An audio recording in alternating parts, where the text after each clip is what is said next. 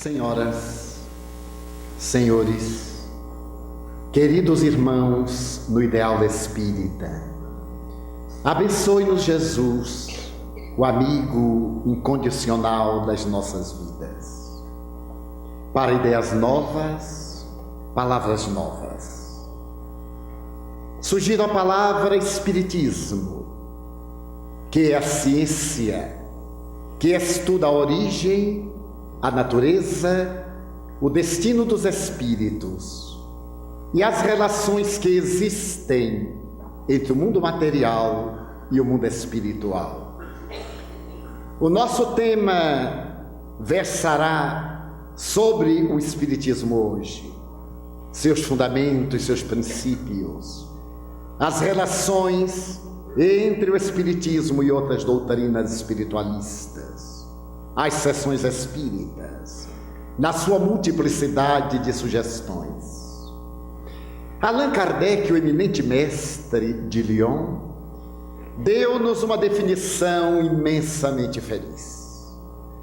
Porque nesta proposta de ser a ciência que investiga, ele nos revelou a realidade de uma doutrina cultural racional. Merece considerarmos que a crença religiosa até Allan Kardec era de natureza fideísta. Aceitava-se a doutrina sem nenhuma discussão. E na arbitrariedade do dogma da Igreja Católica Apostólica Romana, nem mesmo os discípulos do Evangelho tinham direito e a liberdade de compulsarem a palavra do Senhor. Para tanto, a Igreja havia constituído o grupo dos teólogos, que deveriam interpretar a mensagem libertadora, a fim de que fosse seguida ipsis verbis, de acordo com o conteúdo dos seus encarregados de interpretá-la. Allan Kardec parte de um princípio de lógica e utiliza-se de uma velha lei da física. Todo efeito provém de uma causa. Logo, todo efeito inteligente provém de uma causa inteligente. E mais tarde, fazendo uma panorâmica filosófica da doutrina espírita, no item número 6 da introdução do Livro dos Espíritos, ele defende a crença espírita em 35 deliciosos parágrafos. Começa com a análise de Deus e apresenta uma definição que certamente pode dar uma ideia do infinito, uma ideia do indefinível. Deus é único, Deus é sábio, é imaterial, é infinitamente justo e bom. E nesta síntese extraordinária ele prossegue: é o Criador do universo, é a causa primária de todas as coisas, de onde saem os espíritos. E nesses 35 parágrafos, Allan Kardec caracteriza com proficiência filosófica o que é a doutrina espírita. Faz a colocação da realidade do ser imortal e, numa comparação muito feliz, demonstra que este ser imortal é constituído de 3 coisas, palavras textuais: o espírito, que é a energia primeira, a causalidade; o perispírito, que é semimaterial, numa expressão típica da época; e o soma, que é a manifestação desta realidade para a experiência de natureza material.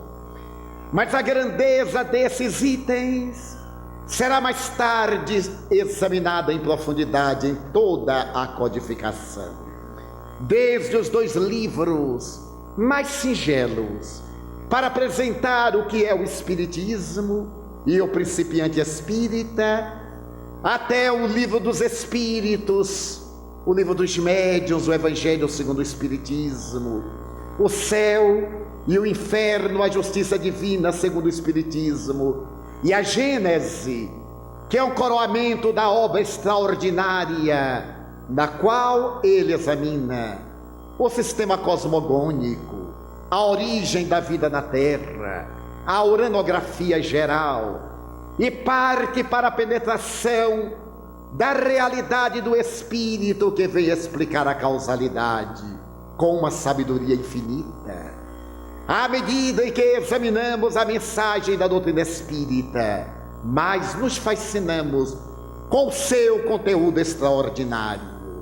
Faz muitos anos, quando nos adentrávamos pela mediunidade e estávamos ainda sem nenhuma base doutrinária para nos afeiçoarmos ao que era o Espiritismo, o espírito desencarnado Viana de Carvalho apareceu um dia e propôs-me que lesse o Livro dos Espíritos, por ser a obra básica deste admirável conjunto de obras.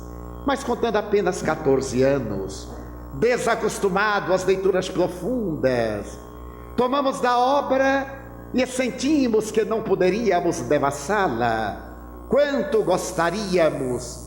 E ao perceber que era uma obra de grande profundidade, para a qual não tínhamos o discernimento necessário para aprofundá-la, lemos-la com rapidez, saltando páginas.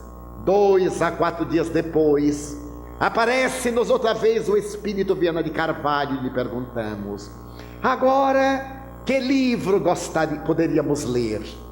Ele disse: o Livro dos Espíritos. Eu disse: mas já o li. Ele disse: leia outra vez.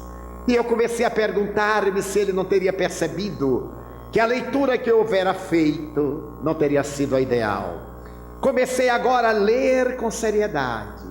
A introdução dava-me uma ideia das lutas e dos percalços, desde as experiências frívolas das mesas girantes, a este conjunto extraordinário de ciência, de filosofia e de religião. E me perguntava como pôde este homem admirável retirar daquela frivolidade que já há alguns anos movimentava a mentalidade europeia uma obra tão extraordinária e ímpar como é a doutrina espírita. No entanto, foi a questão número 1 que nos venceu totalmente. Egresso da Igreja Católica, quando tivemos a oportunidade de ler com emoção a indagação que faz o codificador, que é Deus. Diferente das indagações anteriores, da teologia, da teleologia, das doutrinas filosóficas, que sempre interrogam quem é Deus, dando-lhe a feição antropomórfica, a resposta fascinante definia o indefinível, sem qualquer comprometimento de natureza doutrinal. Deus é a inteligência suprema do universo e a causa primeira de todas as coisas. Estava realmente definido Deus, sem o reter em um amontoado de palavras, sem o deter em alguns postulados de natureza filosófica. E lembramos-nos que certa feita, quando ainda mais jovem, a nossa professora de catecismo, desejando dar-nos uma ideia de como conceber Deus, ela se havia referido a Santo Agostinho, que em determinada oportunidade, interrogado quem era Deus, respondeu com a sua sabedoria: Deus, eu sei, mas eu não sei dizer. Toda vez que eu tento interpretar Deus, perco-me em palavras, porque há determinadas emoções que não podem ser verbalizadas. E Deus, por ser a causa cáusica do universo, não poderia ser definido de uma maneira tradicional. Era a primeira definição de Deus que eu arrancava da concha antropomórfica, para dele fazer a realidade primeira e máxima. Continuamos a ler a obra e nos fascinamos. Demoramos 2 meses agora, e ao concluir, quando nos aparece Viana de Carvalho novamente, eu lhe perguntei que livro deverei ler, porque já li o Livro dos Espíritos e permiti-me o luxo de memorizar algumas questões que mais me tocaram em particular.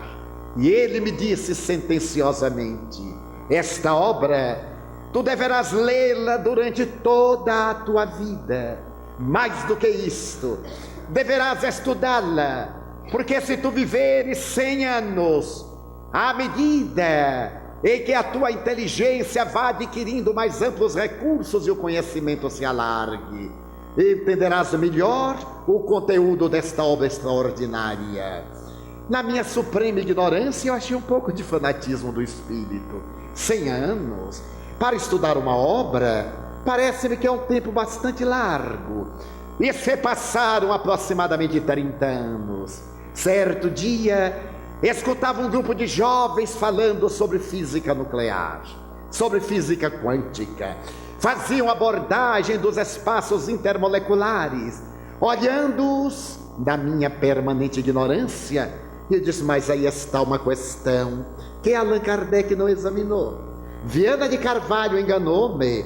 Ele me disse oportunamente que esse livro tinha em síntese o conhecimento universal. Ele tinha relações, como Kardec declara, com a antropologia, com a psicologia, com a filosofia, com as doutrinas conhecidas àquela época e que hoje o confirmam, mas ele não fala sobre ciência atômica. Na primeira oportunidade que me apareceu o espírito, eu estava armado para desafiá-lo. Quando ele me aparece, me saúda, eu digo: o senhor foi um pouco exagerado há anos atrás, quando me disse que esse livro tinha tudo de que temos necessidade para a vida. Sim, e ele tem. É a síntese do conhecimento universal. E eu redargui: mas é estranhável, porque agora mesmo os amigos me estavam explicando física nuclear, falando-me de física na sua profundidade mais ampla, e no Livro dos Espíritos não aborda. Como é que ficamos? Eles ficamos com o Livro dos Espíritos.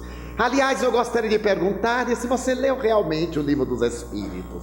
Eu me senti profundamente ofendido. Eu já o havia lido capa a capa umas 50 vezes, estudava-o diariamente, um tópico, uma pergunta, uma explicação. Eu digo: mas se eu li, eu sei em grande parte de memória. O senhor pergunte. Era o grande desafio. Eu disse: não duvido de você, mas pegue aí o livro que você lê. E eu fui pegar o meu livro de leitura diária, e estava um livro gordo, porque os livros lidos engordam. Colocamos um papel aqui, outro papel ali. Os não lidos ficam magrinhos, com uma dieta rigorosa até da nossa vista. Peguei o livro e ele disse: você leu? Eu digo: sim, senhor. Mais do que isso, eu estudo diariamente. Então vamos ver aí a questão 950. Leia, por favor, a meia voz, porque eu quero ouvi-la na sua voz. Quando eu bati o olho, eu digo: não precisa nem ler, porque eu disse: leia. Ali estava a referência em síntese: o anjo de hoje já foi átomo de ontem, assim como o átomo de hoje será o anjo de amanhã. Em um período em que o átomo era a partícula indivisível, quando a ciência física, ainda vinculada ao academicismo, ao pensamento newtoniano, ao classicismo, os espíritos revelam que esse átomo um dia será anjo, isto é, fará parte da constituição molecular de um ser transcendente. Da mesma forma que esse ser angélico de hoje um dia esteve encarnado na Terra ou no planeta equivalente, e na sua constituição molecular havia o átomo, e deu-me o Espírito Viana de Carvalho uma aula sobre um átomo de carbono, para que eu tivesse uma ideia da grandeza das leis cósmicas. Demonstrou-me que desde o momento em que essa partícula aparece, ela vai ingerida ou eliminada pela criatura humana, pela criatura animal, vai absorvida pela assimilação clorofiliana da planta, vai à raiz ou vai absorvida através do humus da terra, até o momento em que ela vai cair numa estrela novíssima, e pela alta temperatura ocorre uma fissão nuclear, mostrando que tudo se encadeia em a natureza. há um encadeamento interno que parte do início das coisas até o momento culminante, a perfeição relativa que nos está destinada a todos nós. Mais tarde, anos depois, estávamos reflexionando, quando mesmo Viana de Carvalho nos deu uma aula sobre a questão número 1 do Livro dos Espíritos. Ele referiu-se que no ano de 1905, Albert Einstein apresentou a sua teoria da relatividade do tempo e do espaço. Antes, fascinado pelas doutrinas concepcionistas, Einstein havia declarado textualmente: a matéria explica a matéria, e o universo se explica a si mesmo. Posso asseverar que fora do universo nada existe. Porém, quando ele apresentou a teoria da relatividade, ele começou a meditar a respeito de uma das teorias da termodinâmica, a ciência que estuda o equilíbrio térmico do universo. E entre as várias leis da termodinâmica, ele destacava a lei da entropia, que faz a análise do caos e que demonstra que a vida, para viver, exige o desgaste de energia. Envelhecer e morrer são fenômenos naturais da degradação da própria energia. Reflexionando sobre isto, que a vida tende a desaparecer no que diz respeito à realidade biológica, mas, ao mesmo tempo que na concepção animal, e particularmente humano, dá-se uma negentropia, ele começou a meditar agora em profundidade a respeito da causalidade da vida, porque examinando o espermatozoide viajando na trompa de Falópio e fecundando um óvulo nidado, para formar a célula ovo, temos um quantum de energia, que se adiciona a outro quantum de energia, o espermatozoide e o óvulo, para formarem um quanta de energia, a célula ovo. Seria de esperar-se que a lei aí se manifestasse degenerando, e dá-se exatamente o contrário. Pelo fenômeno da mitose, essa célula se biparte enquanto viaja na direção do útero, para implantar-se na câmara uterina e absorver o líquido amniótico. À medida em que a mitose vai multiplicando cada célula, que repete a primeira com o mesmo quantum de energia inicial, chegaremos à idade adulta de um indivíduo com 60 trilhões de células, o que nega naturalmente a degradação da matéria nos animais e especialmente na criatura humana. Reflexionando sobre isto, disse Albert Einstein: a matéria não explica a matéria. O universo não explica o universo. Posso afirmar que fora da matéria existe um poder pensante e atuante que independe dela. Era a repetição do Livro dos Espíritos.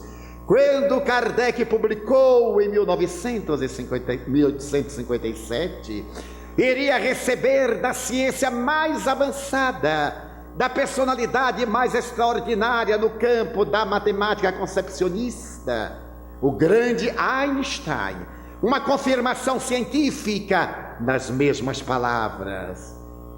Deus é a inteligência suprema do universo, disseram os Espíritos, um poder pensante, e é a causa primeira de todas as coisas, um poder atuante.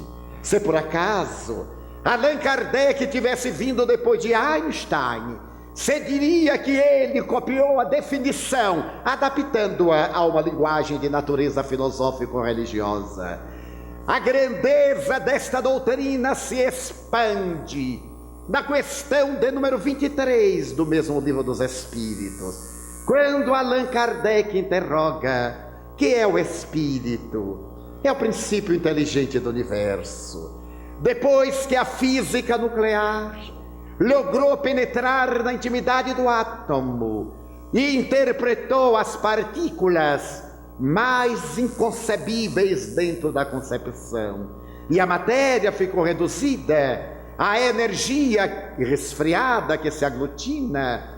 A resposta de Allan Kardec, que Allan Kardec recebeu, encontra o mais admirável respaldo da ciência contemporânea, porquanto os astrofísicos da atualidade, fazendo uma análise do ser, vêm repetir a definição de Allan Kardec. Firth, o admirável astrofísico inglês, no ano de 1967 na Inglaterra, pai da astrofísica, diria: eu já encontrei o Espírito. O Espírito para mim não é uma concepção, é uma realidade de laboratório que eu defino com as seguintes palavras: o Espírito é um ser de interação universal, semelhante à eletricidade e à gravidade. Reticências, que pensa, é o princípio inteligente do universo.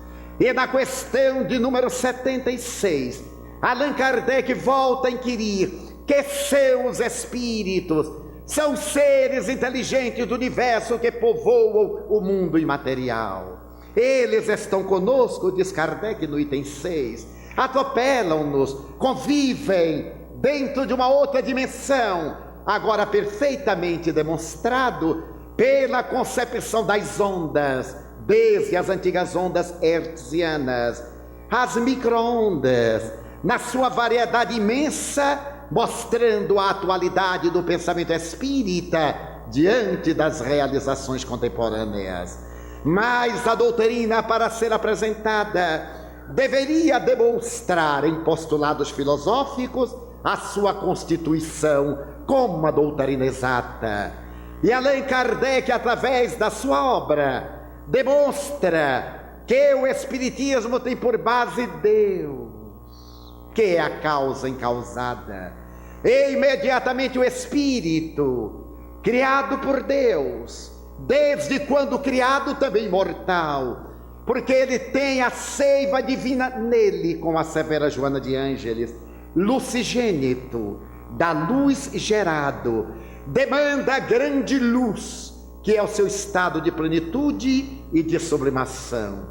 Este ser que evolve através dos milênios de eras, chegará um dia à felicidade total, quando então poderá ter uma ideia da realidade da vida agora mais plena e do universo agora mais nítida. Esta visão do Espírito não fica numa filosofia, porque sendo a ciência espírita de investigação, foi provada a realidade dos seres espirituais, eliminadas todas as probabilidades de outras manifestações, as possibilidades da telepatia, da hiperestesia indireta do inconsciente foram afastadas à medida em que os fenômenos repetiram-se à saciedade no século XIX e no século XX. Quando das experiências de William Crookes com a médium Florence Cook, ao materializar-se Kate King, o excelente pai da física, observou, por exemplo, que Kate possuía um pescoço de gazela, enquanto a médium trazia uma feia cicatriz em sentido transversal. Ele examinou ao tato e à vista e conferiu depois com a médium quando despertou. Observou que a médium tinha o mau hábito de roer as unhas, enquanto o espírito tinha unhas longas e muito bem tratadas. A médium tinha sempre a mesma estatura e Kate, ora se apresentava maior, noutros momentos parecia haver diminuído. A médium colocada sobre uma balança e o espírito noutra balança demonstrava que o seu peso oscilava ao sabor dos seus caprichos de natureza celular. Essa demonstração que exigiu de William Crookes uma definição de fé, na noite de 31 de maio de 1875, está exarada nas seguintes palavras: É uma carta que ele dirige à Sociedade Dialética de Londres. Os senhores pediram-me para examinar a possibilidade da existência do mundo espiritual. Depois que eu tive o ensejo de estudar por 3 anos e meio as comunicações através de Florence Cook, eu lhes venho dizer que esses fenômenos não são apenas possíveis, eles são reais. E mais tarde, quando recebeu o título nobiliárquico de Sir da Rainha Vitória, seus amigos igualmente sábios disseram-lhe: você deveria abandonar as velhas ideias espíritas. Você estava muito fascinado pela jovem menina. Você pode fazer agora uma retratação.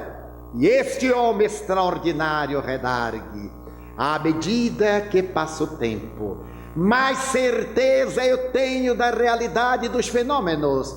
Cada vez eles mais de mim se assenhoreiam, e eu posso afirmar que são reais. Os espíritos encontravam nesse homem da física uma afirmação das mais relevantes na história da ciência. Ao lado dele, Ernesto Bolzano, depois de dizer: eu, quando me lembro do ridículo que os espíritas sofrem, coro de vergonha, porque eu também sou espírita, e coro de vergonha por mim e pelos meus amigos sábios. E por quê? Durante mais de 20 anos, Bolzano se dedica a examinar a paranormalidade humana e adentra-se pelo fenômeno mediúnico. Ao visitar Eusápia Paladino, teve a oportunidade de pedir-lhe que ela transfira o objeto de uma mesa para outra sem contato humano. E a napolitana, cheia de viço e de entusiasmo semi-analfabeta, lhe redargue: isto é fácil demais. Eu lhe darei uma prova mais contundente.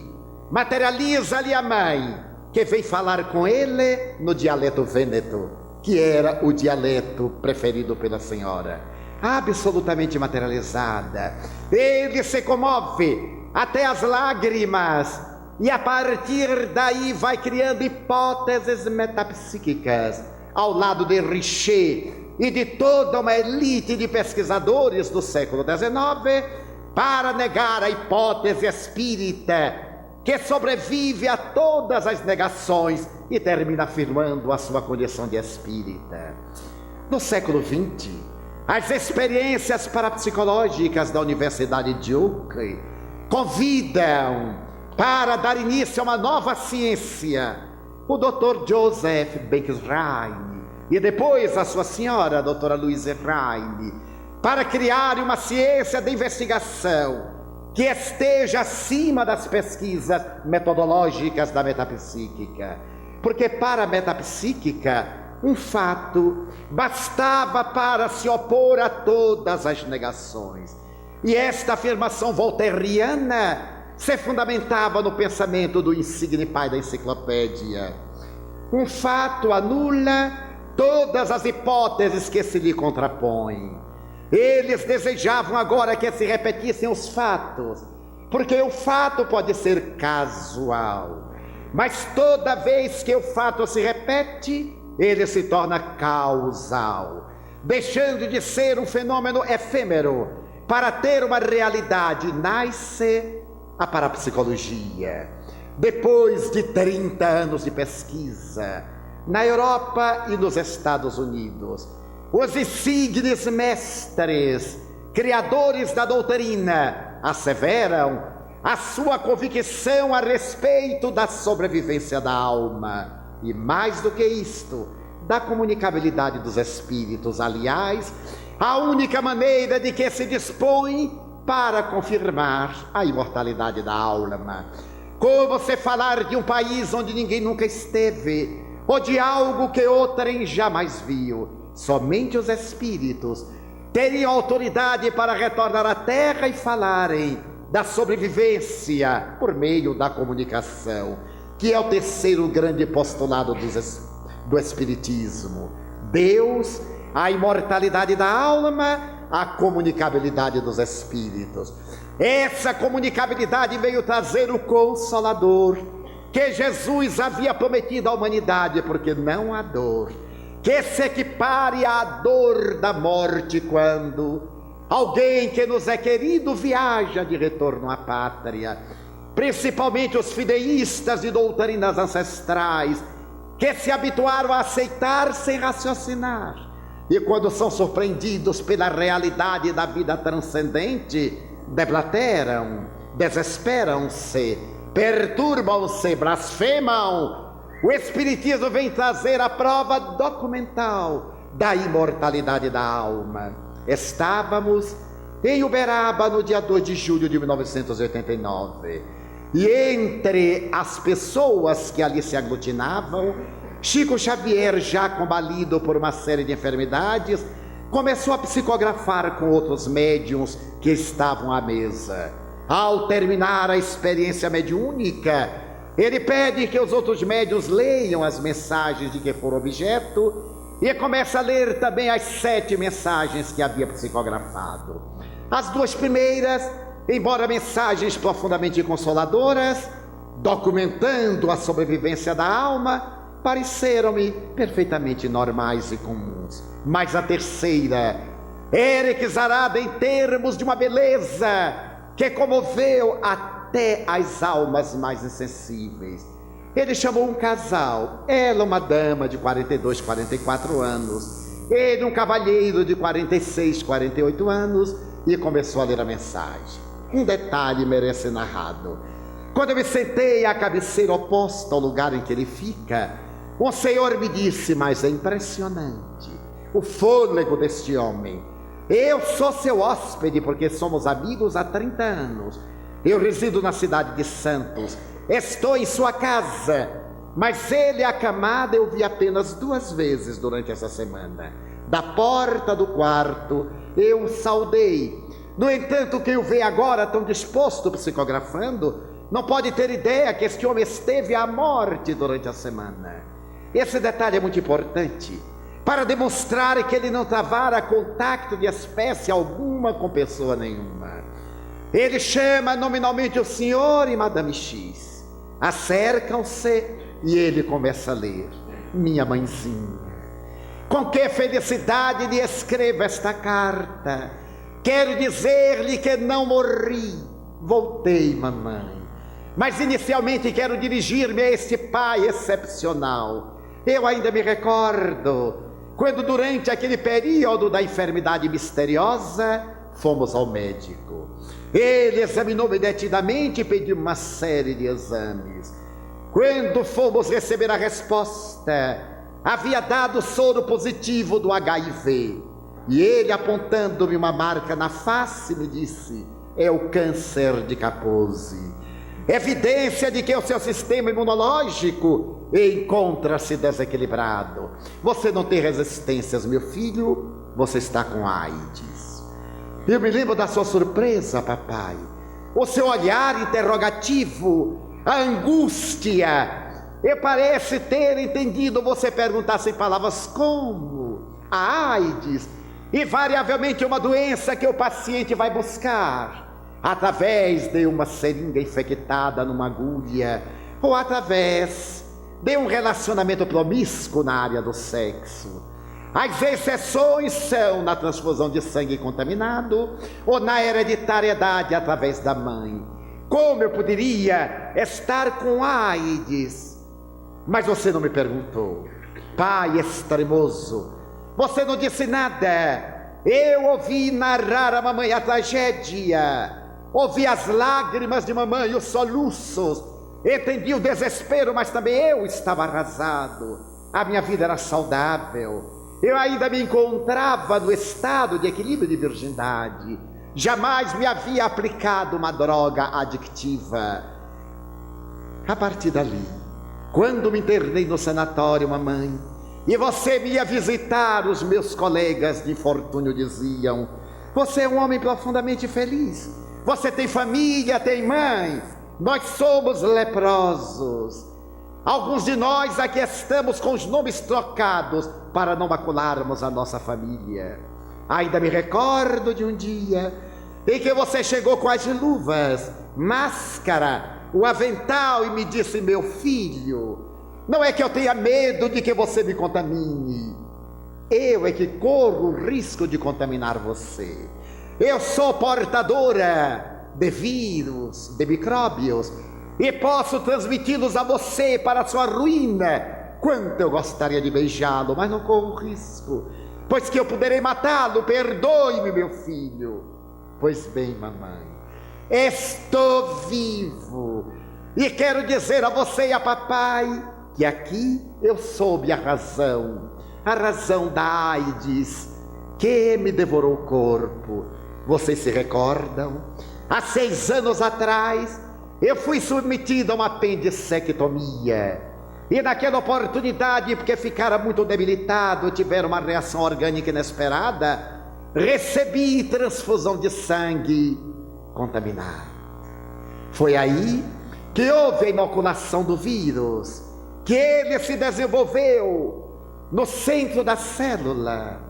E agora eu quero ter o prazer de dizer-lhes que, ao lado de espíritos generosos, estou estudando a AIDS com mais de 20 mil cientistas da Terra, para que em futuro não muito distante possamos encontrar uma vacina ou uma terapia curadora. Mas o que eu quero dizer é que não tenho mais aquela saudade doída e cheia de interrogações, meu querido pai, minha idolatrada mãezinha. Aqui está conosco a vovó Margarida, o tio Alfeu, e declinava 12 nomes de familiares desencarnados. Mandava lembranças à namoradinha, declinava o nome de seus 3 irmãos, de outros familiares. E ao concluir, quando Chico Xavier entregou-lhe a mensagem, aquela senhora estava realmente no mundo transcendental. Ela apertou de encontro ao peito e saiu flutuando. Imediatamente ele leu uma nova mensagem. Esta agora era vazada numa outra linguagem, dirigida a uma senhora, lá da multidão, mais de 500 pessoas num pátio com muito frio. Entrou na sala exígua para 100 pessoas de pé, que fica com mais de 200. Entrou aquela senhora modesta, com uma percata havaiana, um lenço chamalotado à cabeça, trêmula, e deteve-se ao lado do médium. Mas ela tremia tanto que uma senhora gentil levantou-se e abraçou-a para que ela não caísse. A carta dizia assim: mamãe, você não existe, mulher. Como é que você teve coragem de sair de São Luís do Maranhão a pé, para vir a Uberaba, pegando boleia, pegando carona e dizendo: meu filho vai me explicar, eu preciso saber o que é que houve. A senhora me obrigou a vir, mamãe. Aqui estou, quero lhe contar o que a senhora deseja saber. Eu ainda me lembro que, ao sair de São Luís para ir ao Tocantins, onde ia faiscar, onde ia busca de ouro, eu lhe disse: minha velha, quando eu voltar rico vou oferecer uma mansão. E para minha família eu disse que ia dar também uma casa no alto de um outeiro, para que os meus filhos e a minha mulher ficassem plenamente felizes. Dei sorte ou dei azar? Porque foi a minha sorte que me trouxe o azar da tragédia. Eu consegui pepitas preciosas, a maioria das quais eu guardava em um cinto atado à minha cintura por baixo da roupa. Outra parte eu tinha enterrado num lugar que somente eu sabia. Naquela noite de luar, parece que a lua se escondeu para facilitar a tragédia. Eu voltava para a barraca quando o animal saiu do escuro e eu vi o punhal brilhar no reflexo da lua. Ele me cravou o punhal várias vezes e disse: morre, miserável, morre. A lua se expandiu e eu vi, era um amigo meu, mamãe. Eu quis gritar, mas o sangue jorrou em abundância. Perdi a consciência. Quando acordei, eu estava no leito de um hospital e disse: graças a Deus eu sobrevivi. Quando então entrou a vovó Margarida, ela foi entrando e eu disse: ué, vovó Margarida, você já morreu? Ela disse: você também. Só que não existe morte. Eu então chorei como a senhora pode imaginar, chorei. Perguntei pela minha família e declinava o nome da esposa e dos filhos. Por você, mamãe. Ela me disse que não me preocupasse, estava tudo bem. Vocês estavam com saudade, mas isto passaria. Ah, mãezinha, contar-lhe tudo. Mas o que eu venho fazer aqui, além disso, é lhe fazer um pedido. Não deixe que meu irmão José vá matar o bandido que está preso. Se ele o matar, não me trará de volta à terra. Serão 2 lares na orfandade a mais, mamãe, não deixe. A sua família ficará da viuvez, as crianças ficarão sem pai. E também a família do bandido que não é culpado, ele já está preso. Será julgado, se não for condenado, não é importante. Não deixe, mamãe. A mensagem continuava agora em tom de ternura de uma pessoa muito simples. E assinava. Aquela mulher modesta, que talvez não entendesse todas as palavras, chorava copiosamente. Ao recebê-la, apertou as páginas de encontro ao peito e foi saindo. Quando ela passou, segurei o braço e lhe perguntei sorrindo, então? Ela disse, meu filho, voltou. Olhe ele aqui, meu filho. E desapareceu na noite. A prova documental da sobrevivência, através da comunicabilidade do espírito, constituindo o 3º item fundamental da doutrina espírita. Para chegarmos agora à reencarnação, à pré-existência da alma, já agora confirmada na sobrevivência. A reencarnação é uma doutrina muito velha, a palingenesia, a velha Índia, há cerca de 6.000 anos atrás, segundo uns. Ishiro Shidanto assevera que os Vedas são uma doutrina de mais de 58.000 anos, não confirmado ainda pela antropologia.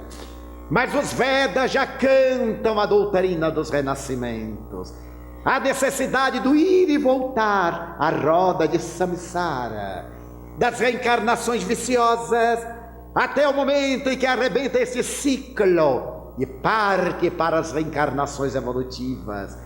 No entanto, Allan Kardec coube dar à reencarnação um conteúdo dinâmico, tirando-lhe a fatalidade.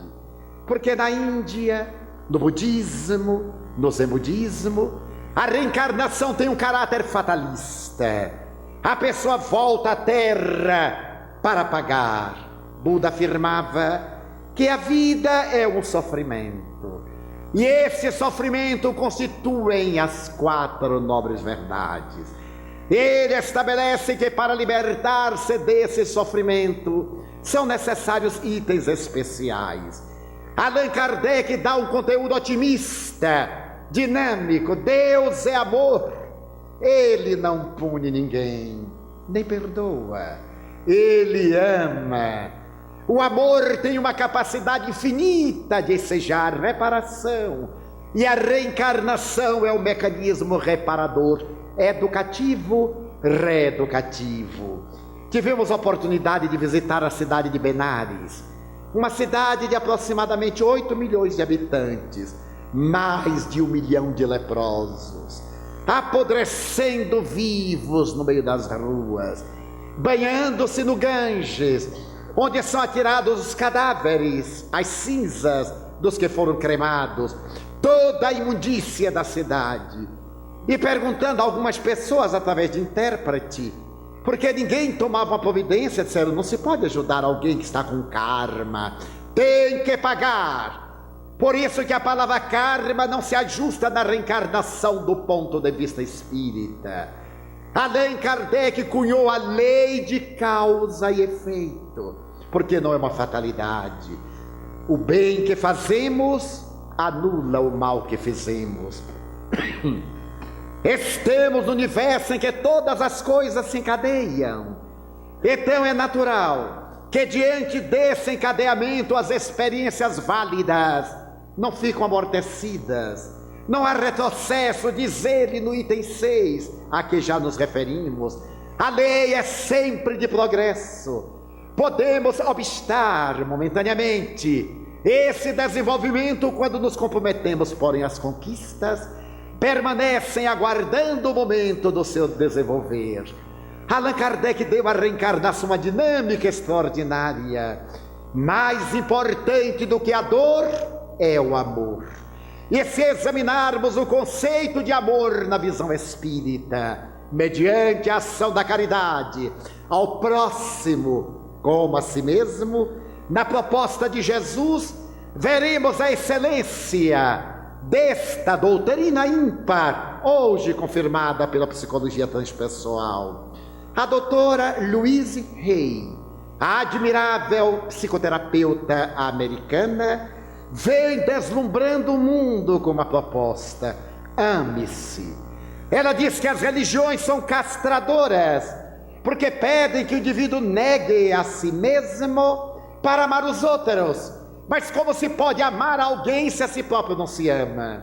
Jesus o disse: se vós não amais a quem vedes, como amareis a meu Pai a quem nunca vistes? Como nós poderemos amar a uma outra pessoa se não estivermos em plenitude de paz? Caímos no fenômeno psicológico. Máscara do ego, transferência do ego, projeção da sombra. A doutora Louise Hay e toda uma equipe de psicólogos transpessoais, transacionais, da psicologia criativa, propõe o alto amor. Ela própria, quando contava 5 anos, foi estuprada. Essa mulher tem a coragem de contar a sua biografia, que é das mais chocantes que se possa imaginar. Sua mãe era uma pobre coitada.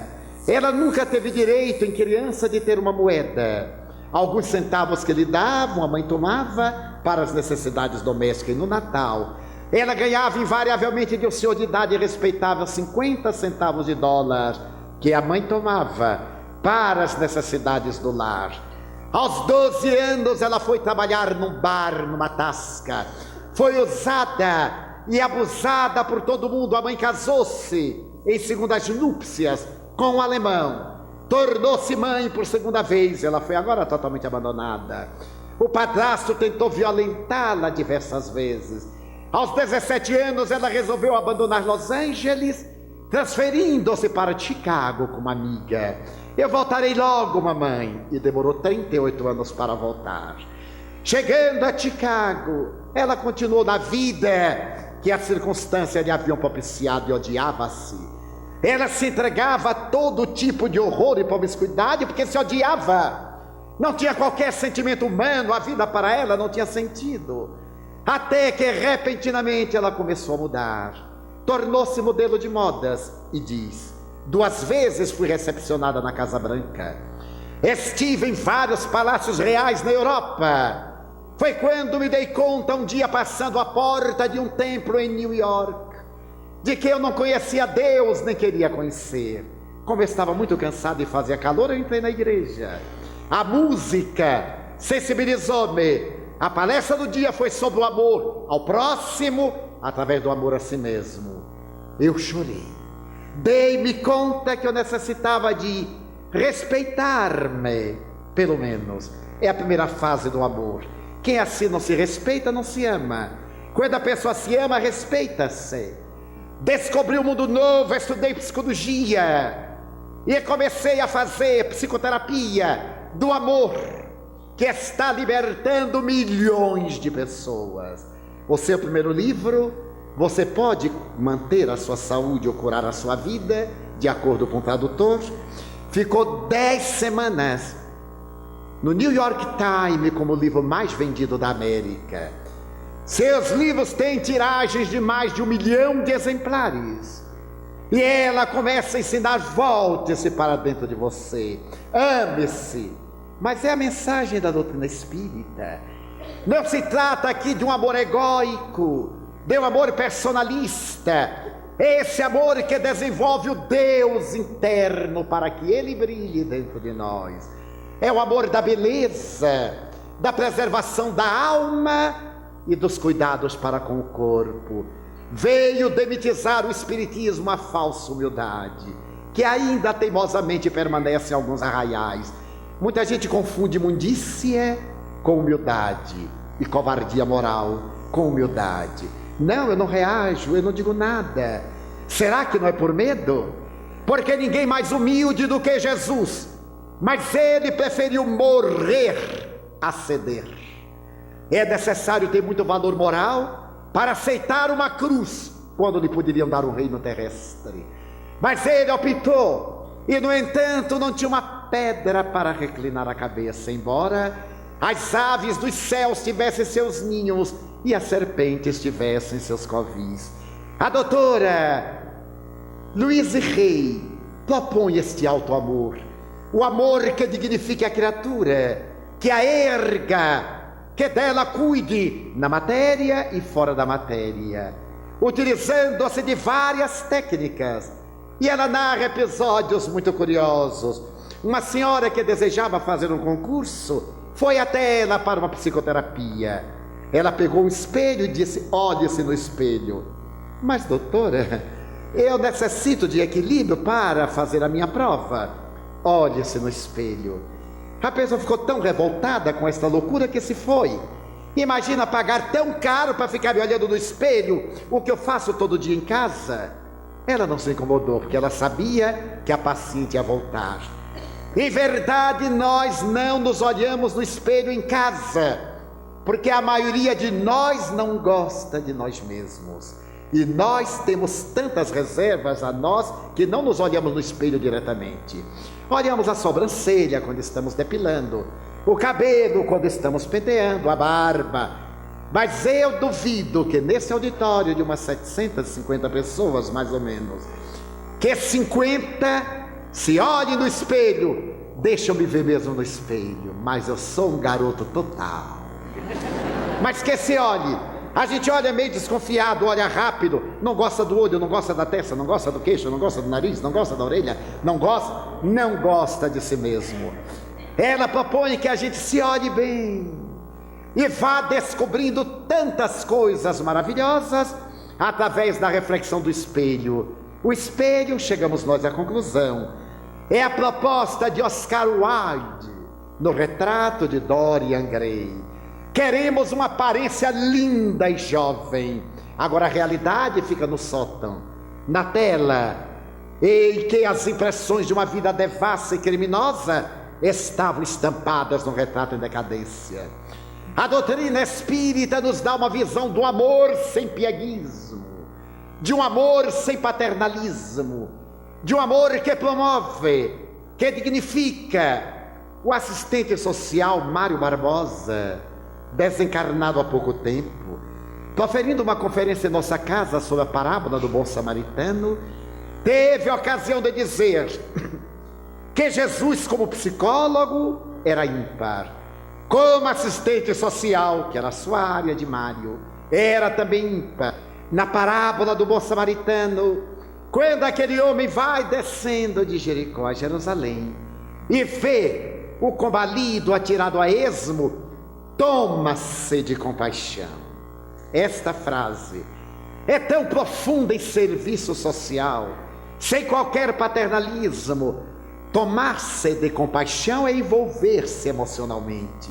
Era o seu próximo, era ele quem estava caído ali. Não era um estranho, não era um judeu cujo povo odiava e a quem ele tinha o dever de odiar. Era ele quem estava caído e por isso tomado de compaixão. Ele se envolve, leva o enfermo a uma hospedaria, paga o de que é necessário para que ele se recupere depois de haver-lhe untado as feridas de óleo, e diz ao hospedeiro: dá-lhe tudo quanto necessite, pois que o que ele gastar de excesso, quando eu retorne, eu pagarei.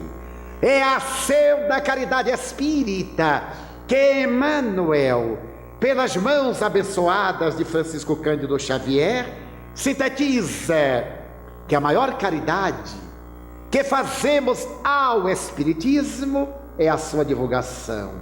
Porque a caridade espírita não paternalista é a caridade da promoção do indivíduo, de fazer os fatores promocionais, de libertar o indivíduo da miséria. Oportunamente, visitando uma senhora que se dedicava à assistência social, ela me disse: Edivaldo, vê esta moça aqui, é uma pobre. Era evidente que era uma pobre. Ela recebe um farnel semanal, mas nós demos este farnel à avó dela, à mãe dela e a ela. Sem me dar conta, escapuliu. E eu disse: como é que a senhora conseguiu manter 3 gerações na miséria? Mas aí eu já tinha dito, felizmente a dama não era espírita, era apenas generosa. Como é que conseguiu manter 3 gerações na miséria? Não promoveu ninguém. É a caridade paternalista, é a assistência social.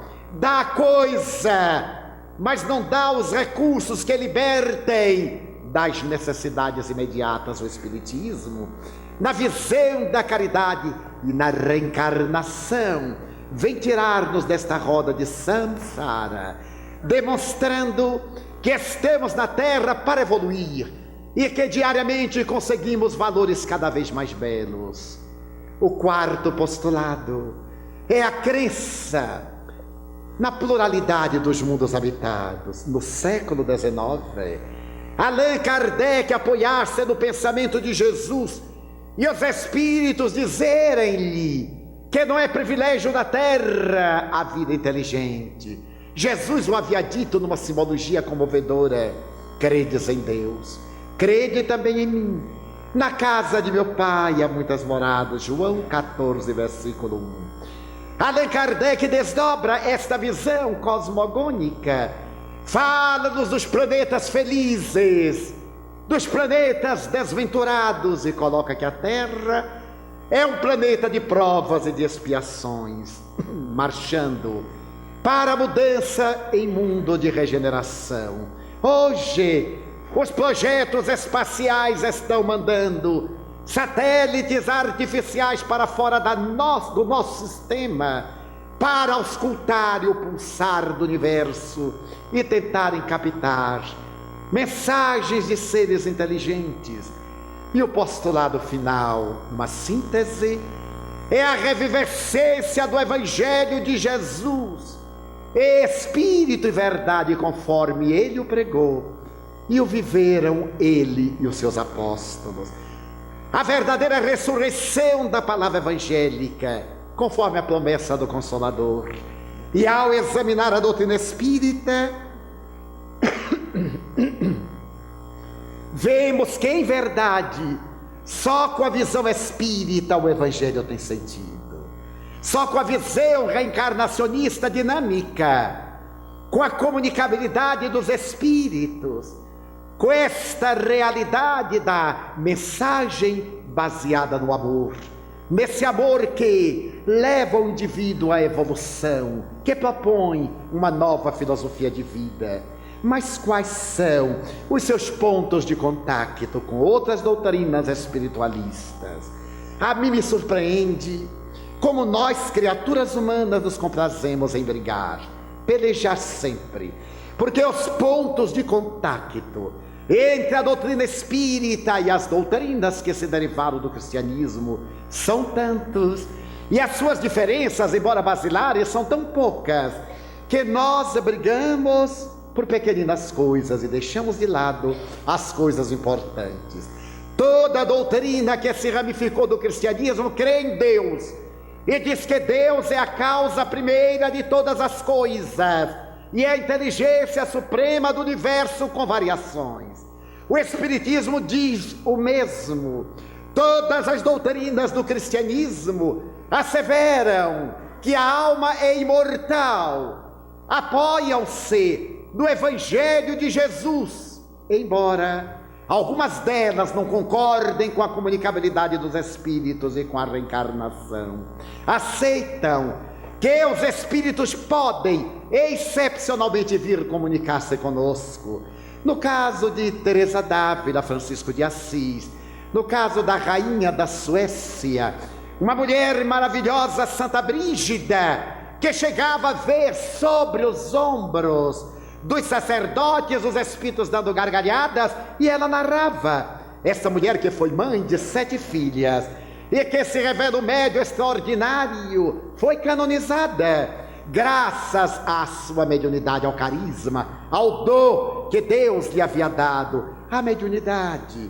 Certo dia, encontrando com um grupo de carismáticos, uma senhora muito animada me disse: senhor Divaldo, o senhor deveria abandonar o espiritismo e ir para o grupo carismático. Eu digo: minha filha, nesta idade não dá para abandonar mais nada, a vida física é que vai me abandonar. E o que é que eu vou fazer lá? Para receber o Espírito Santo, porque o senhor diz que recebe o Espírito, mas não recebe. Eu sorri para ela e digo assim: ah, minha irmã é muito modesta, porque a senhora se permite o luxo de receber o Espírito Santo, que é Deus no seu conceito, e não me deixa nem uma nesguinha para receber minha mãe, coitada. Deixa eu com minha mãe e a senhora fique com Deus na sua cabeceira. Como nós podemos ter uma visão tão distorcida da realidade? Mas se nós olharmos a doutrina espírita em relação com o budismo, com o zen budismo, com as doutrinas orientalistas em geral, observaremos por que Buda não tinha interesse de saber quem era Deus. Ele sabia que havia uma causa, mas como esta causa era transcendental, não interessava em tentar penetrá-la teologicamente. A imortalidade da alma ele a defende, a reencarnação ele a sustenta, a comunicabilidade ele acha desnecessária, embora não a condene nem a negue.